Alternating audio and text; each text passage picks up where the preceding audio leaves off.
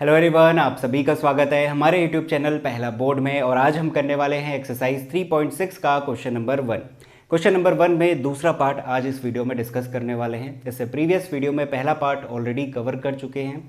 और इस एक्सरसाइज में हमें करना क्या है, यानी कि जो भी पेयर गिवन है कैसे उसे रिड्यूस करना है स्टैंडर्ड फॉर्म में और फिर सॉल्व करके देना है, वो सब कुछ पहले वाले पार्ट में डिटेल में कवर कर चुके हैं। अब ऐसा नहीं कि वो चीज़ें इसमें नहीं बताई जाएंगी, इसमें भी बताई जाएंगी। तो शुरू करते हैं। यहाँ पे क्या होता है, हमारे पास कुछ इक्वेशंस इस तरीके से गिवन है जो कि स्टैंडर्ड फॉर्म में नहीं है। उसे कन्वर्ट करेंगे स्टैंडर्ड फॉर्म में और उसके बाद हम सॉल्यूशन फाइंड आउट करके लाएंगे।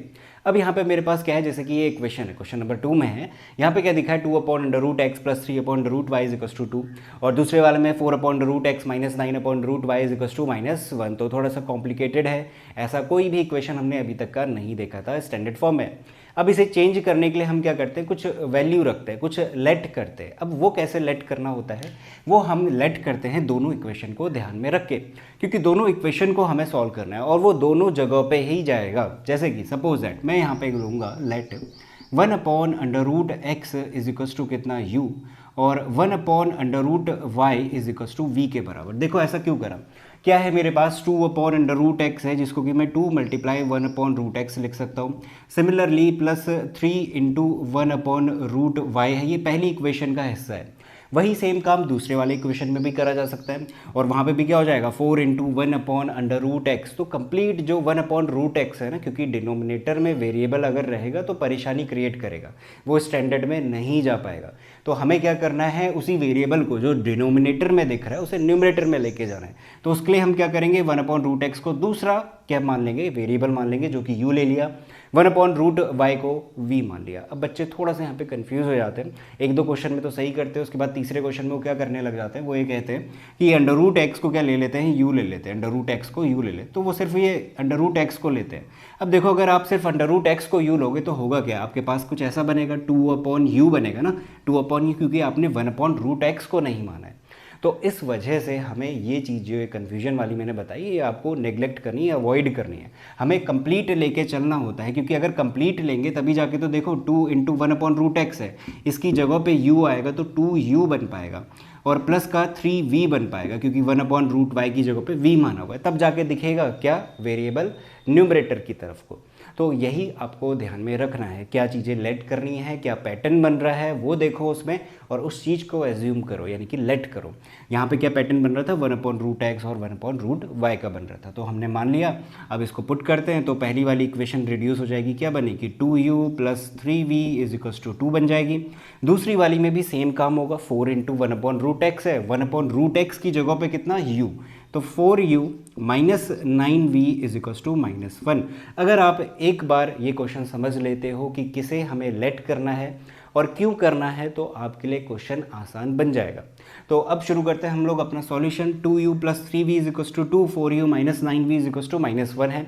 ये क्या है, हमारे पास एक पेयर बन गया। अगेन ये एक पेयर बन गया जो स्टैंडर्ड फॉर्म का है, ध्यान से देखना है, स्टैंडर्ड फॉर्म का है, क्योंकि इस 2 को इक्वल टू के इधर भेजा जा सकता है, तो -2 = 0। इस -1 को इधर भेजूंगा तो क्या बन जाएगा, +1 = 0। वो अलग बात है कि ये जो पेयर बना है अलग वेरिएबल में है, इसको हम लोग क्या कर सकते हैं, चेंज कर सकते हैं, यानी कि हम लोग इसे x की और y की वैल्यू निकाल के दे देंगे। वो कैसे करेंगे बात की बात है, बट पहले तो हम u और v निकालते हैं। तो मैं यहाँ पे एलिमिनेशन मेथड का यूज़ करता हूँ। एलिमिनेशन के लिए क्या करता हूँ, u को एलिमिनेट करता हूँ। u को एलिमिनेट करने के लिए ये वाला जो कोफिशिएंट है 2, इसको यहाँ मल्टीप्लाई, ये वाला जो कोफिशिएंट है 4, इसको यहाँ मल्टीप्लाई करेंगे।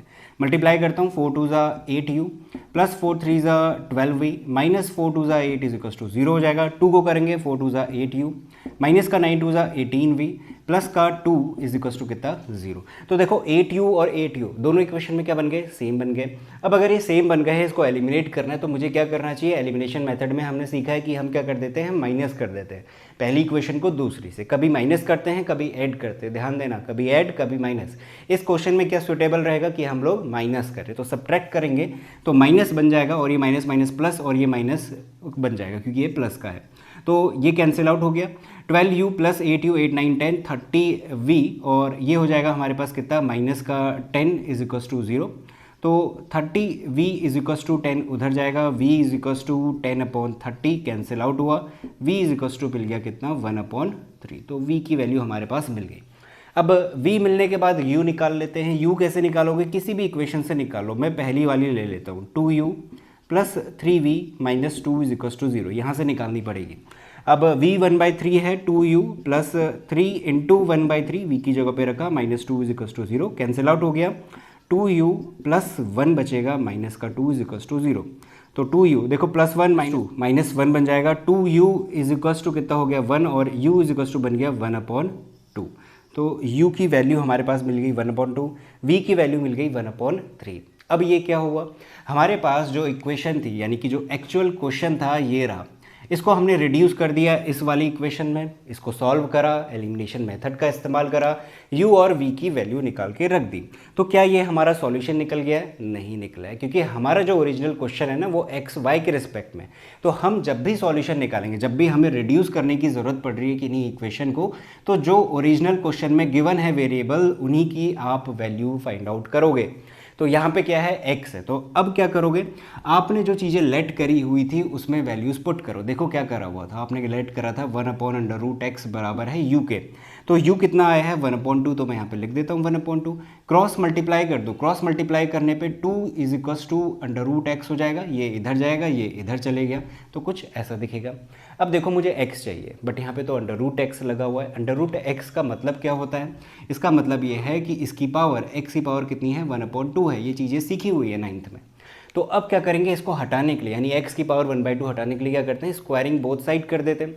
अगर स्क्वायरिंग बोथ साइड करूंगा, ये मेरे स्क्वायर हो गया और ये भी स्क्वायर हो गया, तो 2 से 2 कैंसिल आउट हो जाएगा। तो x इज इक्वल टू 2 का स्क्वायर कितना बन जाएगा 4। तो x की वैल्यू मिल गई कितनी 4। तो आसान है चीज़ें, बस आपको ध्यान में रखना है कि हमें निकालना क्या है और कैसे निकालना है। तो x मिल गया, अब y निकाल लेते, सेम यही तरीका, v की वैल्यू रख दो 1/3, तो 1/√y इज इक्वल टू कितना 1/3, क्रॉस मल्टीप्लाई करो, 3 इज इक्वल टू √y, और √y का मतलब क्या है 1/2। स्क्वायरिंग बोथ साइड कर दो, तो स्क्वायरिंग बोथ साइड करा, 3 का square 9 is equal to y, तो y की वैल्यू मिल गई 9। तो इंपॉर्टेंट यहाँ पे ये है x और y की वैल्यू निकालना, ना कि u और v। इंपॉर्टेंट है, उन्हीं से हमारे पास आंसर मिलेगा, बट आखिरी में जाके आपको x और y निकालना कंपलसरी है, उसके बिना आपको मार्क्स नहीं मिलेंगे, थोड़े से मार्क्स कट सकते हैं। तो देखो हमारे पास क्वेश्चन सॉल्व हो गया। ये क्वेश्चन थोड़े से आसान होते हैं बट स्टार्टिंग में टफ लगते हैं, मानता हूँ, बट अगेन वही सेम बात हर वीडियो में बोलता हूँ कि आप लोगों को करनी है प्रैक्टिस। प्रैक्टिस करोगे तो टफ से टफ क्वेश्चन भी आपको आसान लगेगा। तो इसी के साथ ये वीडियो यहाँ पे खत्म होती है। क्वेश्चन अगर समझ में आ चुका है तो वीडियो को लाइक कर देना, चैनल को दोस्तों के साथ शेयर कर सकते हो और चैनल को सब्सक्राइब भी कर देना। Thank you so much for watching this video. मिलते हैं अगली वीडियो में।